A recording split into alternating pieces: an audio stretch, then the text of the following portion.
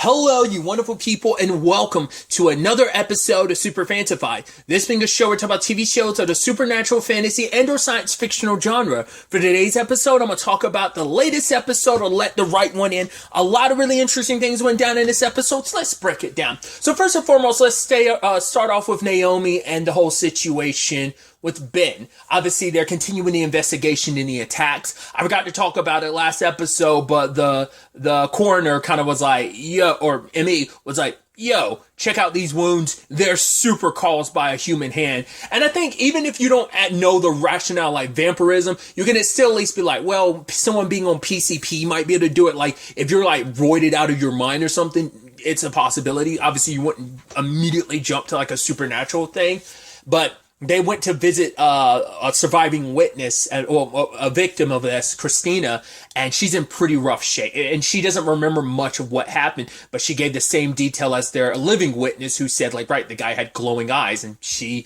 says the same thing, but she's in such a rough condition, like her hands are bandaged up, and she was trying to touch her face. She's like, why can't I feel my hands? Like, what happened to my hands? What did he do to me? She's so desperate to go home after what happened. I mean, her hands are probably like jacked up, like probably like took her hands or maybe her fingers, and her face being bandaged up the way it is must have ripped her face off as well, or something, or just the damage is so extensive, like her entire face is wrapped up like that. It feels like almost if you look at her lips, you can almost see like there is like some damage. I don't know. Well, we don't know the full extent of what she went through, but the trauma is there. And so they end up following the trail, and they find their way to an underground sewer where basically riddled with dead bodies. It's like, okay, we're calling this in. These bodies are mute. I think there was even one body that looked like it had no head, like the head was like gone, but some were just like smashed in.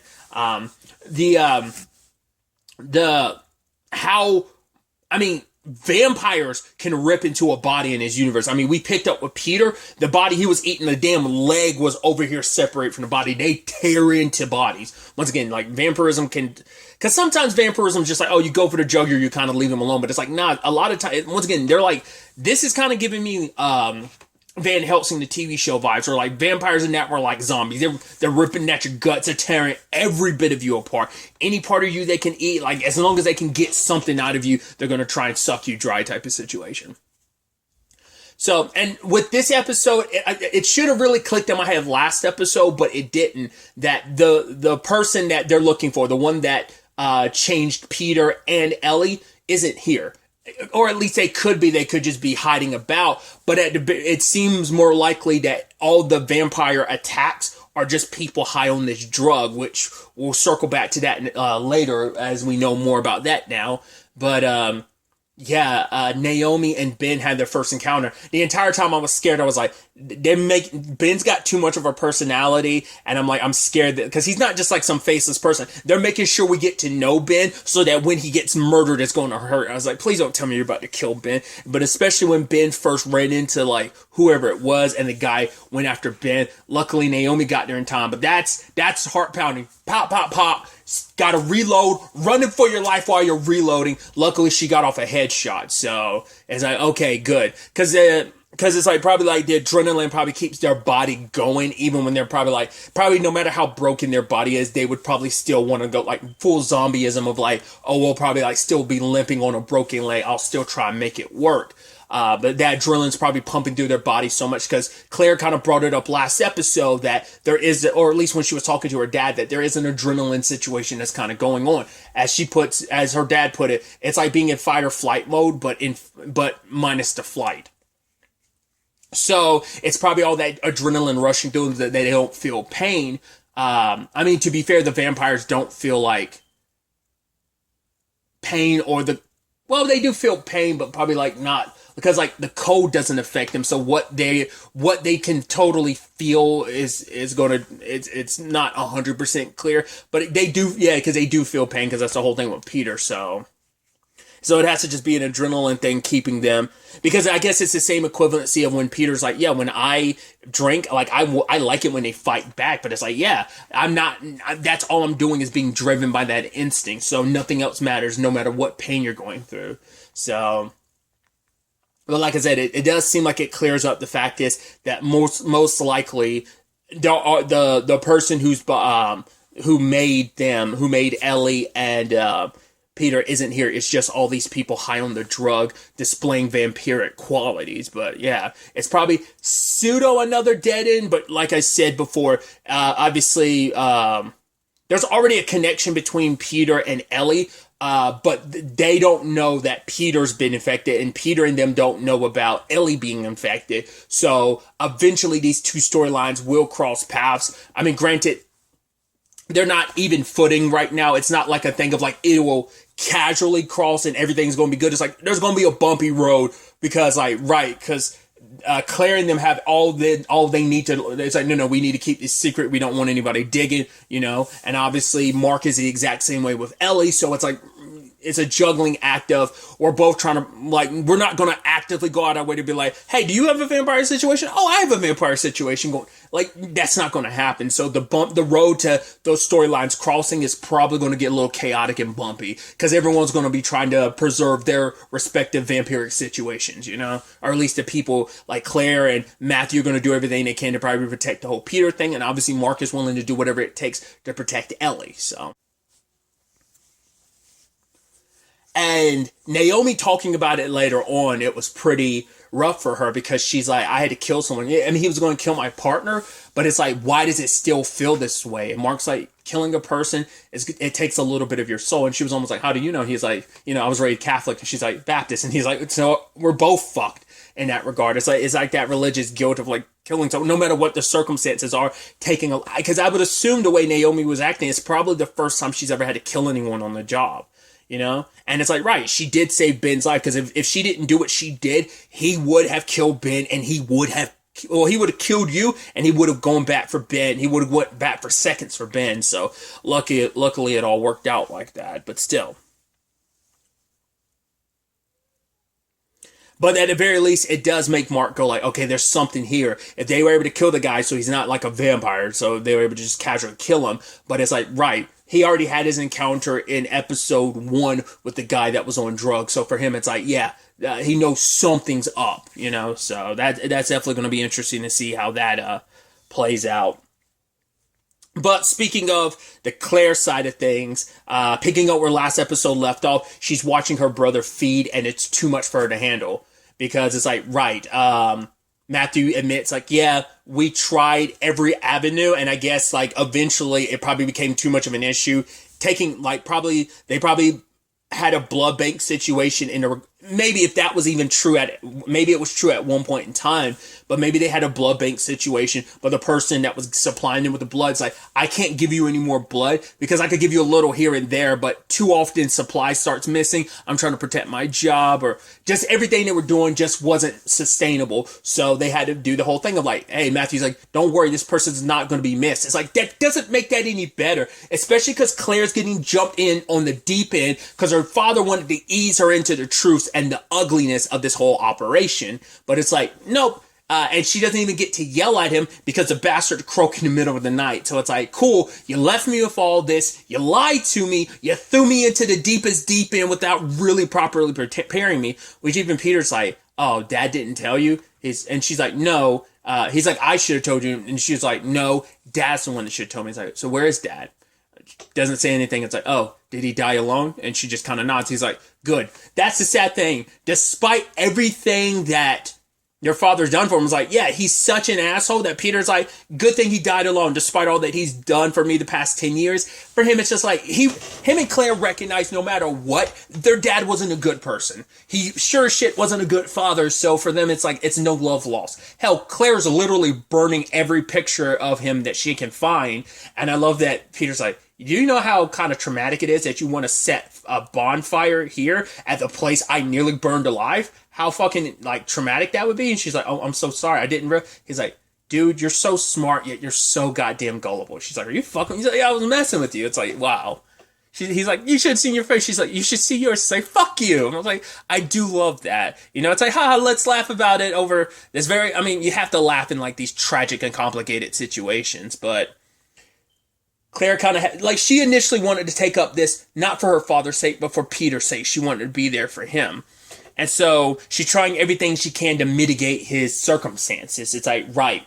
She's hoping to the only time he feels not in pain, because I guess like maybe like if there's enough damage done, vampires can't just rapidly, like maybe they have like a, I don't know what the healing process is for. Like, once again, some continuities make it seem like vampires have like the craziest healing factors. This makes it, because considering Peter's circumstances, it feels like he doesn't. Because I thought drinking enough, he would have recovered enough. But I think that's why he's in constant pain. It's because basically his body can't really grow or change. So like recovering that skin isn't possible. I don't know if Ellie's hand just naturally, like she heals a little faster than maybe a normal human, but it's probably not crazy. Because her hand's not covered up like it was last episode. I figured it'd heal on its own, but maybe it heals at a slightly faster rate, but not like the ridiculous vampiric healing factor we think it would be. Or maybe it's just once again, maybe there's just a damage threshold that's too much even for a vampire's healing ability to fully recover from. So pain meds don't work on him. So what she wants to do is basically take that euphoric feeling he gets when he's drinking blood and kind of take that and kind of like re-engineer it, reverse engineer it into some medicine to kind of help dull it. She's like, honestly, Dad's medicine, the pills he was making would actually work in this point, but too bad he's not making those anymore. Matthew's like, no, we got this. She's like, no, they stopped making him make. He's like, no, your dad still makes those. It's like, wait, are you drug dealers? And I'm like, right, finally got my answer about that too. Well, two answers. One, I finally, because those were two big questions I had last episode, was how much did their father know? So he knew everything, obviously. He knew about Matthew bringing in victims, those who won't be missed. Two, which once again, interesting, just approach and parallel, because they have the resources to be like, okay, let's find out who won't be missed and who will be. Mark doesn't have that luxury. It's like when the circumstances come up, he hopes the person he killed is a piece of shit, but there's no guarantee. So very similar approaches, just if different outcomes to some extent.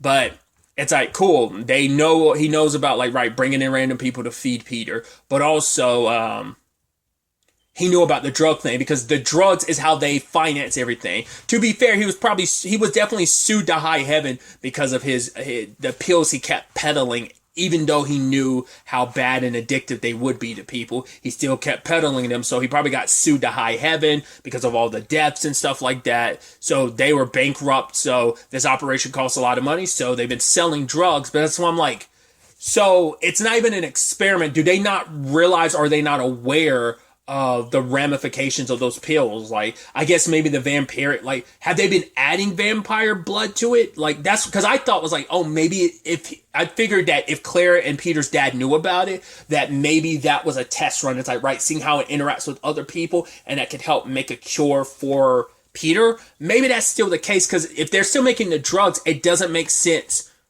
Like, how would you not know about the vampiric side effect? You have to have known about that. Because it's happening too much. But to be fair, it's been super low-key. Yeah, there's been some murders here and there, but they probably haven't correlated that it's connected to the drugs that they've been selling, and they continue to peddle that out. So, once they are kind of, I think, moving shop, because eventually Mark did go back to that building where he saw Matthew at, but it seems like it's up for sale. So they're like, probably a little paranoid. It's like, right, Mark found us. We got to be moving on. I don't know whether it's just because their dad, Claire's dad died, and that changed things. Not for really for Matthew, because it's like, right, I work for you now, so it's that's how that goes. Obviously, he has a lot more respect for their father than they do, because he's like, right, when I was kind of like lost, your father took me in, and it's an honor to serve him. She's like, what you do for my dad wasn't an honor, like bringing people in here to be slaughtered. It's like that. There's nothing honorable about that, because he is a military guy, so that's probably why he sticks out this whole situation, because it's like, right, this man took me in when I kind of had nothing and nowhere else to go. I was lost, I had nothing, and he kind of gave me everything. He gave me a new purpose in life, and the least I could do is pay him back by helping take care of his son, you know.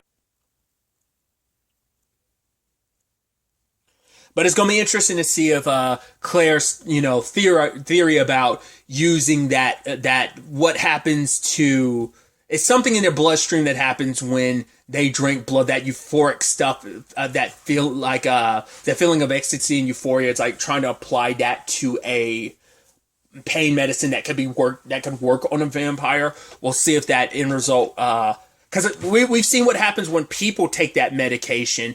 So what happens when a vampire does? It makes you wonder, like, would it have any effect at all, or what? Well, we'll have to wait and see. Maybe in conjunction with whatever it is that Claire's going to apply to it, maybe that can be the X factor that changes everything. Maybe how a normal human would react to it, but also maybe how like even a vampire would react to it. So, because you would assume that their father would have already tried it, especially if he's already put it in continuation of like put it in circulation to be sold and stuff. Like, of course, he would probably, because he's probably tried every pain medicine under the sun to help alleviate Peter's circumstances. But maybe this X factor will change it so that it's like, oh, this can be applicable to Peter. Obviously, after Mark found out about Naomi being a cop last episode, he was like ready to move. He's like, we don't have to leave, because he still feels like the cure for Ellie is still in the city. So of course he wasn't going to leave. But it's like, oh, we got to move somewhere else. But for her, it's like, no, that means I'd have to give up on like Isaiah. And it's like, this is the first friend I've had in so long. Maybe 10 years, maybe not. Who knows? But I'm not going to give him up to the point she was even lifting her dad up. It's like, you're not, even if you try and make me leave, I'll sneak out while you're asleep and walk into the sun, you know? And he's just like, Ellie, please. And he's like, you're holding me up and you're kind of scaring me a little. And, you know, and even later on when he's trying to talk to her and she's just in the bathtub, he's like, okay, this is very mature. Once again, she's like 11 or 12, but in actuality, she's like a full grown adult. So once again, it's that interesting thing where like you have the immaturity of a kid, kind of like, once again, like the actor who plays Five in, the Umbrella Academy has kind of got that same thing of like, yeah, he's like, granted, it's even more of a bigger gap because it's like, at least with Ellie, she's supposed to be 10 years older than what she is. We know he was like, what, 58 and he got turned back to like, what, 15. So he's like 43 years younger than what he was supposed to be. Like he got, yeah, something of that ilk, that nature. So it's not a 1-to-1, but it kind of gives you that same like fill-in vibe. But especially because it is super cute the way she's like texting with Isaiah, because like she hasn't had a friend in so long, and so like when he wasn't texting her, she's like, yeah, he hasn't texted me back, which is kind of weird. I'm like, oh, that's actually super cute, because I once again I do remember that being a big thing from the original story. Like at least once again the little I remember was just a friendship between the vampire and the little boy. Like I remember that through line and that element being there. But now we have once again kind of like the other relationships developing around the story, because their story was like the main focus of it, and now it's kind of almost like a side focus to some extent, because it's a father-daughter relationship, but that daughter is also building relationships of her own. Because I feel like and do correct me if I'm wrong, I feel like because they also have the benefit of this being a show, so they're able to stretch stuff out. But, and maybe this is just, maybe there's some of this more in the book than it was the movie. Once again, it's been over like 15 years since I've seen the movie. So like, maybe a little less, but around 15 years since I've seen the movie, so I'm not going to remember everything. But I don't remember the surrounding cast being that robust. Like I just remember like the two leads, the little boy and the little girl. Like that's all I remember being like the main focus of the story. It was always kind of told, I think it was mainly told from like their perspective on things. Like I feel like it rarely got the adults involved, and now this kind of interesting thing of balance between, like, especially because everything between Isaiah and Ellie at the same time, there's the Mark and Naomi thing. I mean, obviously Mark's like, hey, if you need to, you can talk to anyone. You need to talk to anyone, you can talk to me. It's like, no, he's only using that as an opportunity because she's a homicide detective and she's investigating a case that he needs investigating too. He needs to investigate too. So it's like two birds, one stone. I get to keep you close and know how far your investigation is. Also get to know like whether or not you're onto me or not, but also find out what you know about all this stuff going down. Isaiah is actually super popular at school now because of that performance. And now it's like, yeah, his bullies look so stupid. Even this one little girl walked up and like, oh, you try to clown him in front of everybody. Now you look, she said something of that ilk of like, now you guys look stupid. I was like, and some kids nearby were like, ooh, I was like, oh man, Isaiah's going to get it even harder, because bullies usually bully other people because they have their own issues, their own insecurities. And then you add in that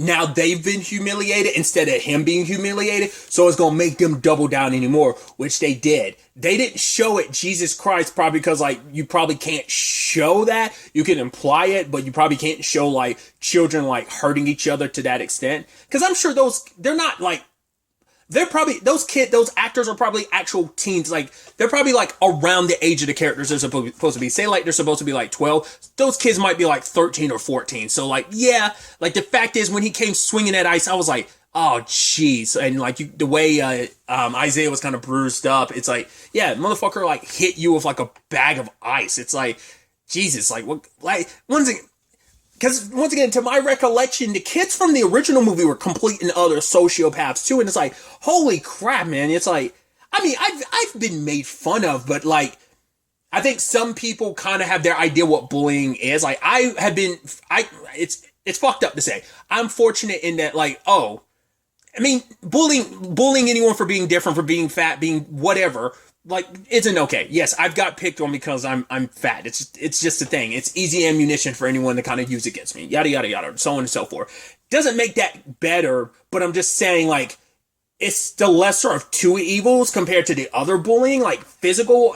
I mean, it's also like, it's not even just physical. It's physical and emotional and mental abuse that they're kind of dealing out. It's like, once again, those kids are some little assholes. Those are some full-blown sociopaths, dude. It's like, holy shit. Having no empathy, don't even care. You know, who cares about the consequences? You know, it's like, oh, because they wanted to know how the trick worked, but he was like, I don't know how the trick, and then why are you lying to us? It's like, oh, you're going to tell us how it worked because they want to find out how it worked. They want to do it themselves, I guess, to make them popular, or they want to find out how she does it, expose it, and the moment it's like, yeah, see, it's some stupid lame trick. Well, because what makes it amazing is no one knows how you did it. So the moment we figure it out, we're going to blast it to everyone, and they're going to go back to being the loser that you were, so that, you know, we're not, because they're seen as the losers now. You know, I mean, even getting another kid involved. I wonder, is that another kid that's bullied by them? Because that typically is how that goes. Oh, you bully one kid into like helping you bully another. Or because that kid was just like, he went along with it, locked Isaiah in there with them. Because those three are like the main bullies, but I think they bully other people. Like, I think it's a thing of a lot of people know about their BS and they just kind of let it slide. Like, man, you guys think you're, I don't know, man. Like, those are just like the worst type of people. Like, I don't know. Once again, bullies are, I think, in general, I think most people can agree, like, bullies are always going to rub you the wrong way, especially if you've ever been on the receiving end of that, where someone's, like, made fun of you, so it's like, oh, God. But I did think it was so sweet that Eleanor, the moment she found out, I was like, who did this to you? And she gets defensive. And once again, I know that being a core aspect of the show, and just her like skulking in the tree, hopping down. It's like, yeah, you're going to leave Isaiah alone. He's like, oh, what are you going to do? You're going to fuck me up? And he was just like, you better leave me alone. And she just like, without, just in a second, broke his finger. And then like he runs away screaming. Even she was kind of shocked. She was like, oh shit. Cause I don't think she's ever actively used her superhuman strength, and in that moment it was almost like oh wow, I snapped his finger like a twig. It was like an instant, it wasn't even trying, just like snapped it. But then he's like running away and crying, and I think in that moment she felt powerful. But it's also like, yeah, Isaiah ain't gotta worry about nothing, I got him. But also like licking the blood off her finger. And she was texting him like, oh, have a good dream, you gotta like basically dream vicariously. I got to dream vicariously through you. So you dream and then you wake up and you're going to tell me everything about it. And she was about to say like, you don't have to be scared anymore. But what she does instead is she sneaks out the house and then goes over to Isaiah's window and kind of like his guardian. You know, it's like, right, you don't ever have to worry because I got your back. I might not be able to help you during the day, but at nighttime I'm your guardian. I'll help you out. You've become a good friend to me, and I'm not going to let anyone hurt you, especially because I have the power to protect you. So, to watch over you and make sure you're okay, which is very sweet, you know? Obviously, it's very stalkerish, and especially with the implications of you being a vampire, but it's not even like that. It's like, no, I genuinely like you, and I care about you. You're a good friend of mine. I don't remember the relationship, like, where the story ends. I could see it becoming more than that for like those characters, but I don't remember if it ever just went past friendship. It might have gotten romantic in the original story. I don't remember if it ever comes down to that or not. But for right now, it's just like, no, you're like, oh, you mean a lot to me because you're a friend. Like, you're the only friend I've had in so long. We also got some other really interesting details, knowing that Mark doesn't eat regular food because, and even Zeke was like, oh, you feel the need that she can't eat regular food, so it's kind of not on you to eat regular food in front of her. So he mainly eats smoothies and energy bars. And it's like, right, just eat the food I fixed for you. Um, And he's basically like, I got to do something that might get me arrested. And if I don't do something, I'm definitely going to get arrested. At least if I do this thing, there's a chance I won't get arrested. But if something happens to me, I need you to bring Ellie here. And he's like, well, what do you want me to do? Do you want me to, like, I'm not going to kill for her. He's like, well, I'm not asking you to. He's like, well, do you want me to let her fend for herself? He's like, no. Like, does she know how to fend for herself? He's like, no, and she never will have to. So he's like, so it's going to be on me to be the monster. Which strikes a chord with Mark because it's like, right, he's done what he's done. A lot of stuff that it's all for the sake of his daughter, and so it doesn't matter. I think Ellie probably doesn't really ask any questions, especially like where that blood came from last episode. I'm curious to find out, like, if she finds out it was Isaiah's dad, like if his body shows up and it's like, oh yeah, he was drained of blood or something, and then she'll probably be like, wait, was that you? Did you? And it's like, well, he didn't know it was Isaiah's dad, but he knew that Frank was like a father, but that's about it. Sadly, Frank just happened to be mixed up in this whole situation that your dad is trying to get in the middle of. But regardless. So I didn't even know that. I didn't even realize that either, that Ellie doesn't even know that Mark found Zeke. So he wants to see her just like she wants to see him. And it's like in that moment they're reunited. They're so happy.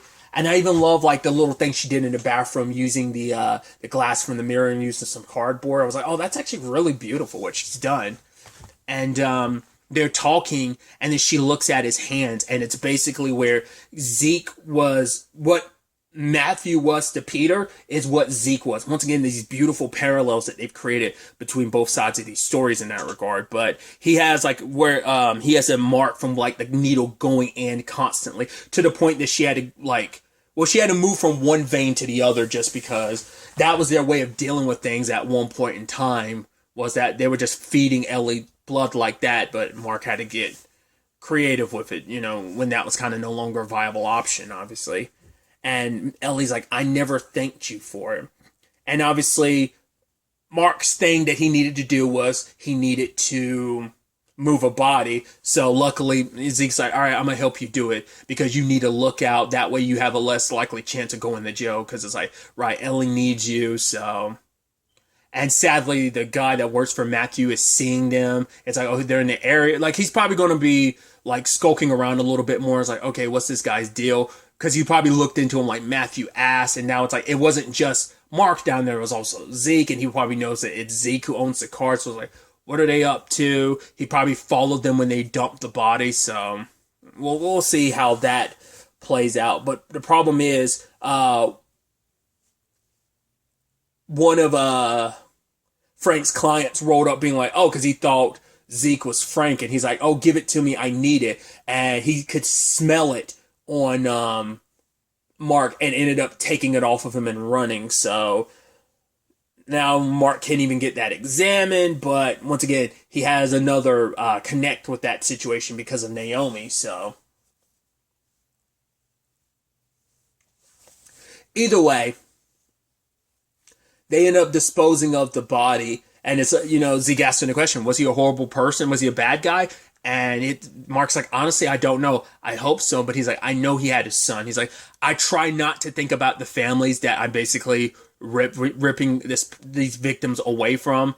But he's like, I would never ask you to do that because of the weight that it, like, he knows how much it is for him to carry, and he would never ask Zeke to have to carry that weight. And he gives him something. He's like, this, if something ever happens to me or Ellie, these are the names of all my victims. So he doesn't just mentally carry them around. He physically keeps it around too. It's like, right, you need to be able to, like, if any people who might be asking questions, looking for their loved ones that they never saw again, I'm responsible. So they don't go completely sometimes not knowing is worse, but it's also like knowing isn't always better, you know? It might not be as bad as not knowing, but it isn't great, you know, finally knowing. So, but at least give them some answer, some solace, I guess, you know? So, some very, very fascinating developments. I'm really curious to see where all of this ends up taking us going forward into the next episode. I'm sure things are going to get even rougher for Isaiah because it's like, oh,